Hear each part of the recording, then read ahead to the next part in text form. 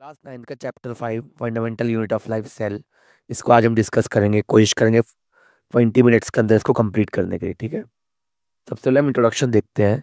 The cell is the smallest structural and fundamental unit of life. ये पूरी हमारी जो लाइफ है इसका सबसे फंडामेंटल और स्ट्रक्चरल यूनिट होता है, हमको पता है, राइट। दो पोस्टुलेट्स हैं ऑफ सेल थ्योरी। वो पोस्टुलेट्स क्या है? All the organisms are made up of cell and all cell exist from pre existing cell. ठीक है, एक्चुअली सेल थ्योरी भी है, जो हम नेक्स्ट पेज में दोबारा देखेंगे। ठीक है, who discovered cell? It was discovered by Robert Hooke, right. Robert Hooke ने 1665 में इसको डिस्कवर किया था। रॉबर्ट ब्राउन जो है उन्होंने न्यूक्लियस को खोजा था। आपको पता होगा सेल के सेंटर में न्यूक्लियस होता है। उन्होंने 1831 में सेल के न्यूक्लियस को ढूंढा था। Anton van Leeuwenhoek free living cell in a pond water bacteria in 1674। उन्हें एक फ्री लिविंग सेल को ढूंढा था जो कि एक्चुअली बैक्टीरिया था 1674 में। परक्यून से fluid substance of the cell that is protoplasm. इन्हें प्रोटोप्लाज्म को डिस्कवर किया था 1839 में। J Virchow expand cell theory, all the cells arise from pre existing cell in 1885, जो हम आगे देखेंगे। M Z Schleiden and T Schwann give cell theory, basic unit of life. और कौन से साल में दिया था उन्हें? 1838 से 1839 में। The discovery of electron microscope is 1940 help the understand the complex structure of cell and its organelles. 1940 में जो इलेक्ट्रॉन माइक्रोस्कोप खोजा गया था, उससे हम और भी अच्छे से जान पाए सेल को। जैसे कि मैं आपको बताया था कि 1838 में मैथाइस स्लाइडन एंड थियोडोर सेजुआन ने ये सेल की थ्योरी दी थी, जिसको बाद में 1858 में साइंटिस्ट वर्चाओ ने इसमें और भी ऐड किया था। ठीक है, जैसे उन्होंने कहा था कि all the cells are made from pre existing cells. ठीक है, क्या बोल रहा था? The cell is the smallest unit of structure of living organism. The cell is the unit of function of all living things. All cells arise from pre existing cells. ठीक है, और याद रखना, virus do not come under cell theory, under cell theory से मैं कि नहीं आया। यूकारियोटिक प्रोकारियोट ये क्या है? सेल के डिविजन है कुछ। जैसे अगर मैं हम एक करके बात करते हैं, what is eukaryotic prokaryotic, from examination point of view ये तो 100% टॉपिक्स में होते हैं, है ना। जो क्वेश्चन या फिर जो क्वेश्चन आते हैं उनके अंदर चांसेस हैं कि ये बहुत चांसेस है कि आपके एग्जाम में आ जाए, राइट। अगर मैं यूकारियोट्स की बात करूं तो इनका जो they are larger than 10 micrometers. ठीक है, और प्रोकारियोटिक में स्मॉलर देन 10 माइक्रोमीटर्स। कॉम्पोजिशन, इनके पास nucleus, mitochondria, chloroplast and cytoskeleton होता है। ठीक है, they do not have nucleus, mitochondria, chloroplast and cytoskeleton. Number of cell, unicellular and multicellular organism. ठीक है, ठीक है, यूनिसेलुलर मल्टीसेलुलर ऑर्गेनिज्म। यूकैरियोटिक्स जो है मल्टीसेलुलर यूनिसेलुलर दोनों पाए जाते हैं। Only unicellular organism. Prokaryotics only unicellular organisms होते हैं। Sexual and asexual reproduction, prokaryotic जो है ओनली एसेक्सुअल रिप्रोडक्शन। ठीक है, यूकारियोट्स जो है वो अपना सेल डिवीजन कैसे करते हैं या रिप्रोडक्शन कैसे करते हैं? सेक्सुअल और एसेक्सुअल दोनों मोड से। लेकिन प्रोकारियोटिक ओनली एसेक्सुअल। शेप क्या है? Various form. अगर हम प्रोकारियोट्स की बात करें, रॉड शेप और स्पाइरो स्फेरिकल। सेल डिवीजन की बात करें यूकारियोट्स में सेल डिवीजन मिटोसिस और मियोसिस के द्वारा होता है, और प्रोकारियोटिक्स में ये बाइनरी फिजन के द्वारा होता है। यहाँ पे आप स्ट्रक्चर देख सकते हैं यूकारियोटिक्स और प्रोकारियोटिक सेल की, जहाँ पे आपको बेटर क्लियरिटी आ जाएगी। ठीक है, आप वीडियो पॉज करके देख सकते हैं। हम देखते हैं एनिमल सेल और प्लांट सेल में डिफरेंस। यहाँ पे आप देखेंगे प्लांट सेल का स्ट्रक्चर है, ये एनिमल सेल का स्ट्रक्चर है। प्लांट सेल का जो स्ट्रक्चर आप देखेंगे, it's not a spherical shape, it's kind of a cylindrical shape, right? Plant cell is a large, has a fixed rectangular shape. ये लार्ज होते हैं और ये रेक्टेंगुलर शेप के होते हैं। Animal cell small, irregular and round shape. ठीक है, प्लांट सेल जो होते हैं वो बड़े होते हैं, एनिमल सेल छोटे होते हैं। और शेप क्या होती है प्लांट सेल की? रेक्टेंगुलर, उनकी होती है round. Cell wall is present, यहाँ पे सेल वॉल नहीं होता एनिमल सेल में। The nucleus is lie on one side of the cell. जो न्यूक्लियस है वो एक साइड में होता है प्लांट सेल में, यहाँ पर nucleus is lie at the centre. Mitochondria are present in fewer numbers, कम माइटोकॉन्ड्रिया होते हैं। Mitochondria present in large numbers, यहाँ पे माइटोकॉन्ड्रिया ज्यादा होते हैं। Plastids are present, plastids are absent.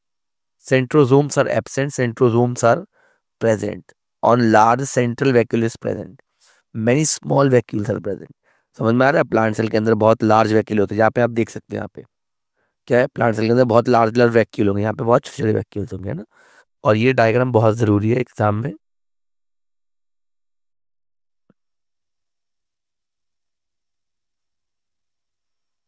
ठीक है, यहाँ पे क्या होगा, ये एक डायग्राम है जिसके अंदर आपको दो फिगर दिख, आपको ये क्लियरली फिगर दिख रहा है प्लांट सेल एनिमल सेल का।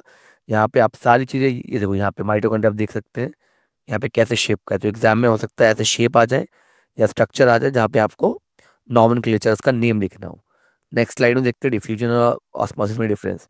याद रखना, the movement of molecule from higher concentration to lower concentration. ठीक है, movement of molecule, it is called diffusion. जैसे carbon dioxide and oxygen move across the cell membrane by diffusion. ठीक है, ये example है बहुत अच्छा। सो हाई कॉन्सेंट्रेशन से लोअर कॉन्सेंट्रेशन में मॉलिक्यूल्स के मूवमेंट को डिफ्यूजन बोलते हैं। Osmosis is the movement of water across semi permeable membrane. और जब सेमी परमिएबल मेम्ब्रेन आ जाए, so that is called osmosis. So movement of water across semi permeable membrane, SPM भी बोलते हैं इसको। हम क्या बोलते हैं? एसपीएम। पिछली बार आया भी था एसपीएम की फुल फॉर्म। एसपीएम मतलब semi permeable membrane, semi permeable membrane. ठीक है, अब एक देखो टाइप्स ऑफ सॉल्यूशन के अंदर हमको चीज पढ़नी है, क्योंकि ऑस्मोसिस की बात हुई है, तो आइसोटोनिक, हाइपरटोनिक और हाइपोटोनिक, ये तीन चीजें पढ़नी है हमें। आइसो का मतलब क्या होता है? सेम। सेम। और टॉनिक वाले का होता है स्ट्रेंथ, आपको पता होगा। So having same strength, so same concentration of solute and solvent. Hyper मतलब more, so more solute less solvent, more solute and less solvent. And hypertonic, hypo मतलब less, fewer solutes and more solvent. ये बहुत ही basic basic सा definition है, यहाँ पे आप देख सकते हैं। सॉल्यूट की मात्रा जो है यहाँ पे कम है, अब सॉल्यूट की मात्रा कम है, that is it is called hypotonic, है ना। अब आते हैं सेल ऑर्गेनेलिज। डिटेल में पढ़ना नहीं है हमको, तो एग्जाम के लिए पढ़ना है, तो मैं आपको सेल ऑर्गेनेलिज बताता हूँ। सेल ऑर्गेनेलिज क्या होता है? सेल के अंदर जितने मटेरियल होते हैं, चाहे वो कुछ न्यूक्लियस हो गया, चाहे वो तुम्हारा राइबोसोम्स हो, सॉरी माइटोकॉन्ड्रिया हो गया, उसके ऊपर लगे राइबोसोम्स हो गए। ठीक है, ये सब देखते हैं।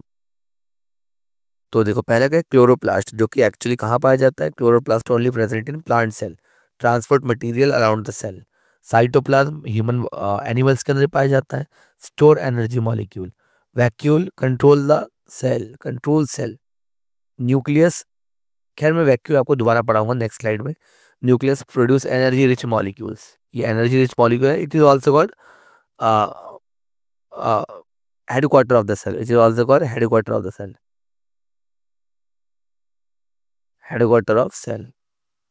ये कंट्रोल भी करता है। ठीक है, nuclear membrane produces protein. Mitochondria store mineral and waste. अब माइटोकॉन्ड्रिया को जो है store mineral and waste and store energy in form of ATP, store energy in form of ATP. ठीक है, store energy in form of ATP. ATP क्या होता है? Adenosine triphosphate, adenosine,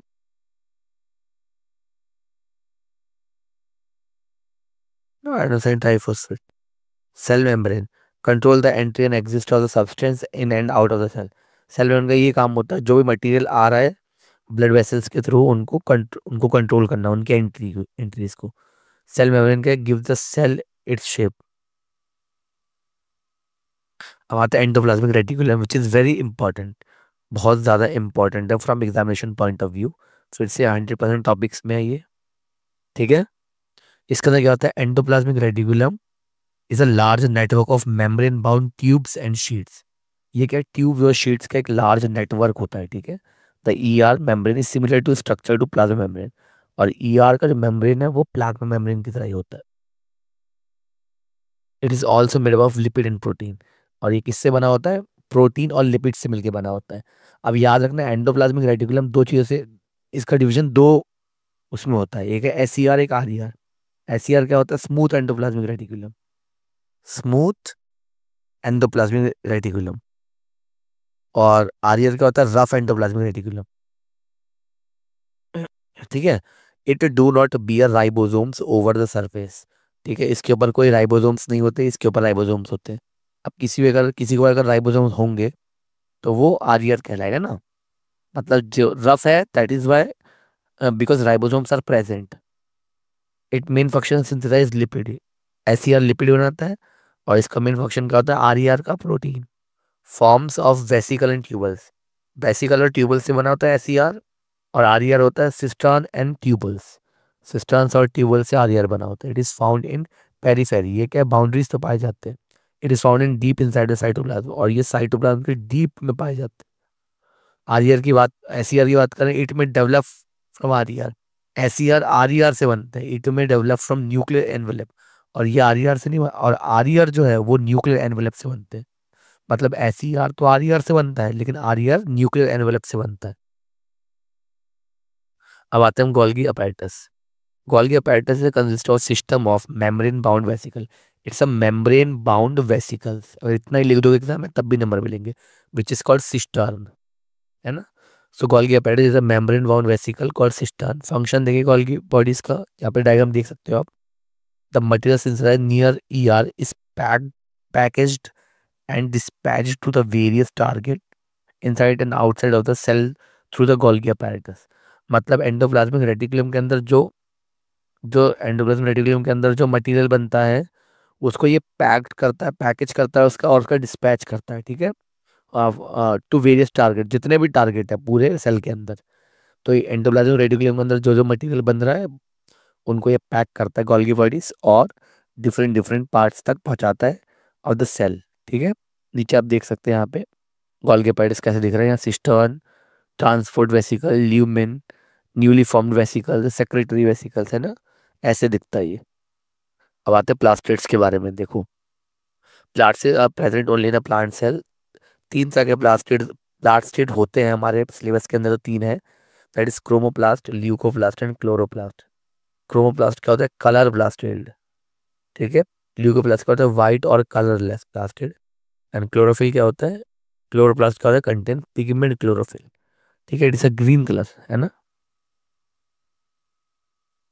it is green colour. इनका function देख लेते हैं। देखो, क्लोरोप्लास्ट जो है ये वाला थर्ड वाला, chloroplast are important for photosynthesis in plant. और फोटोसिंथेसिस नहीं होगा तो प्लांट नहीं होंगे, ये प्लांट नहीं होगा तो हम भी नहीं होंगे, राइट। अब leucoplast are primarily organism in which material such as starch, oil and protein granules are stored. मतलब ल्यूकोप्लास्ट जो है स्टार्च, ऑयल और प्रोटीन ग्रैन्यूल्स को स्टोर करता है। अब आते हैं वैक्यूल्स का। आपको पता होगा वैक्यूल्स जो है एनिमल सेल प्लांट सेल दोनों में पाए जाते हैं। Vacuoles are store sac for solid and liquid content. ठीक है, that is, so vacuoles are act as a storage. They are small sized in animal. ये एनिमल सेल के अंदर बहुत छोटे होते हैं, while plant cell have very large vacuole. Plant cell के अंदर बहुत लार्ज वैक्यूल होते हैं। फंक्शन क्या होता है, the central vacuole of some plant cell में ऑक्यूपाई 50-90% ऑफ सेल वॉल्यूम। ठीक है, ये क्या करते हैं, मेजरली पूरे सेल के अंदर स्पेस ऑक्यूपाई करते हैं। ठीक है, ताकि सेल जो है बड़ा हो जाए, और भी डिफरेंट फंक्शन होंगे, but actually it occupy 50-90% of cell volume, provide turgidity and rigidity to cell. और ये क्या करता है वैक्यूल, ये उसकी शेप को मेंटेन करते हैं, which is indirectly called turgidity and rigidity, है ना, उसकी शेप को भी ये मेंटेन करते हैं। तो ये दो पॉइंट आपको याद कर लेना है वैक्यूल के अंदर, बहुत इंपॉर्टेंट। ठीक है, वैक्यूल पे आते हैं। ठीक है, वैक्यूल वो दूसरा वाला स्लाइड था। हमारा चैप्टर जो ऑफिशियली अभी खत्म हो गया है। ठीक है, अब नेक्स्ट चैप्टर में हम टिश्यू देखेंगे। और चैनल पर नए हो तो प्लीज़ इसको सब्सक्राइब कर लो, ताकि ऐसी वीडियो आपको मिलती रहे। ठीक है, thank you so much for watching.